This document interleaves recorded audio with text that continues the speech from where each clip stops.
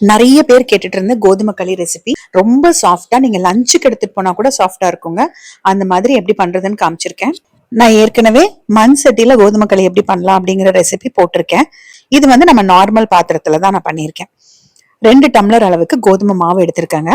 அதுக்கு ஒரு அகலமான பாத்திரத்துல 5 டம்ளர் தண்ணி, அதாவது 1 டம்ளர் மாவுக்கு 2.5 டம்ளர் தண்ணி. உங்களுக்கு ரொம்ப சாஃப்டா வேண்டாம் அப்படின்னா 2.25 டம்ளர் தண்ணி ஊத்திக்கோங்க. நான் 5 டம்ளர் தண்ணி ஊத்திருக்கேன் 2 டம்ளர் மாவுக்கு. 1/4 ஸ்பூன் அளவுக்கு உப்பு, 1 டேபிள் ஸ்பூன் அளவுக்கு ரவை, சம்பா ரவை சேர்த்திருக்கேன். சம்பா ரவை நீங்க இன்னொரு டேபிள் ஸ்பூன் கூட சேர்த்துக்கலாம். அப்படி இல்லைன்னா ஒரு கைப்பிடி அளவுக்கு சாதம் சேர்த்துக்கோங்க ரவைக்கு பதிலா. கட்டிகள் இல்லாம இருக்கிறதுக்காக தாங்க இந்த ரவையை சேர்க்கறது. நல்லா கொதிக்கட்டும் தண்ணி. நல்லா கொதிச்சதுக்கு அப்புறமா அடுப்பு ஆஃப் பண்ணிட்டு பாத்திரத்தை எடுத்து நான் கீழே வச்சுக்குவேன். எப்பவுமே நான் பண்ற மெத்தட் உங்களுக்கு காமிச்சிருக்கேன். கீழே வச்சுட்டு அந்த தண்ணி நல்லா சூடா இருக்கும் போதே, அதாவது உடனே இதை செய்யணும். அந்த மாவு எடுத்து வச்சிருக்கோம் பாருங்க, 2 டம்ளர் மாவு, அது கொஞ்சம் கொஞ்சமா சேர்த்து ஒரு விஸ்க் வச்சு நல்லா கிளறிக்கோங்க. விஸ்க் இல்லைன்னா அந்த மத்து இருக்கும் பாருங்க, அதோட பேக் சைடு வச்சு பண்ணுங்க. விஸ்க்னா உங்களுக்கு சீக்கிரம் அந்த கட்டிகள் உடைஞ்சிரும். மத்தோட பேக் சைடு வச்சு பண்ணும்போது ரொம்ப நேரம் கிளற மாதிரி இருக்குங்க. ரொம்ப நேரம் கிளறினாதான் அந்த கட்டிகள் எல்லாம் உடையும்.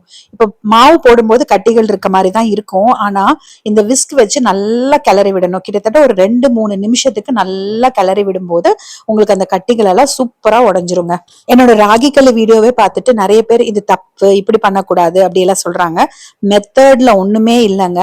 ஒவ்வொருத்தரும் ஒவ்வொரு மாதிரி செய்வாங்க. நம்ம ஒரு மாதிரி செய்யறோங்கிறதுனால மத்தவங்க செய்யறது தப்புன்னு சொல்லக்கூடாது. முக்கியமா மாவு வெந்திருக்கணும், வயிற்றுக்கு எந்த கேடும் செய்யக்கூடாது. அவ்வளவுதானே ஒழிய எந்த மெத்தட்ல வேணாலும் செய்யலாங்க. நான் மாவு கிளறிட்டு இருக்கும் போதே ஒரு அகலமான கடாயில 1/2 லிட்டர் அளவுக்கு தண்ணி ஊத்தி வச்சுட்டு அந்த தண்ணி நல்லா கொதிக்குது. கிளறின உடனே அந்த தண்ணிக்குள்ள வச்சிடணும். ஏன்னா நம்ம மாவு வேகணும் இல்லையா. அடுப்ப மீடியம் ஃபிளேம்ல வச்சுக்கோங்க. மேல ஒரு வெயிட் வைக்கிறது எதுக்குன்னா அந்த பாத்திரம் ரொம்ப ஆடாம இருக்கிறதுக்காக, வேற எதுக்கும் இல்ல. ஒரு 5 நிமிஷம் வச்சீங்கன்னா போதும், அடுப்பு ஆஃப் பண்ணிக்கலாம். நான் நடுவுல எல்லாம் எடுத்து கிளறி விடலைங்க. 5 நிமிஷத்துக்கு அப்புறம் அடுப்பு ஆஃப் பண்ணதுக்கு அப்புறமா ஜஸ்ட் அந்த பிளேட்டை ஓபன் பண்ணிட்டு நல்லா கலந்து விட்டுக்கோங்க. நல்லா வெந்திருக்கும், நல்லா சூடேறி நல்லா வெந்திருக்கும் மாவு. வெந்திருக்குமா இல்லையான்னு யோசிக்கவே யோசிக்காதீங்க. இதே மெத்தட் ஃபாலோ பண்ணுங்க, சூப்பரா வெந்திருக்கும். மாவு இன்னும் பச்சை வாசம் வந்ததுன்னா இன்னொரு 2 நிமிஷம் கழிச்சு ஆஃப் பண்ணிக்கோங்க. இதுக்கப்புறமா இந்த தண்ணியிலே இப்படியே விட்டுருங்க. நாம சாப்பிடும் போது எடுத்துட்டு சர்வ் பண்ணா போதும். நான் முன்னாடி எல்லாம் இந்த பாத்திரத்தையே அப்படியே அடுப்புல வச்சிருவேன் சிம்ல.